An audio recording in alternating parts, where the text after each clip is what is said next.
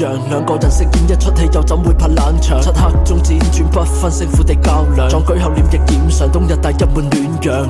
每當唇槍舌戰又叫喚不停，來回搖擺坐立時起伏不定，或者失言後嘅每一次失眠後勁，或我太過任性，就讓理智陷入喺瓶頸。執念誰能懂，淪為供旁人談笑嘅話柄，聽而不聞過來人嘅任何提醒，全因我瞳孔被騙過塗上一層濾鏡，亦開始試圖掌握你生活軌跡，我極怕會錯過哪怕只一刻嘅點滴，在眼眶閃爍，聽你竭力控訴，但我亦會有足夠嘅理由使我面不改色。Call me by your name， 以愛呼喚你，交織的信被纏一起，都不想要夢死。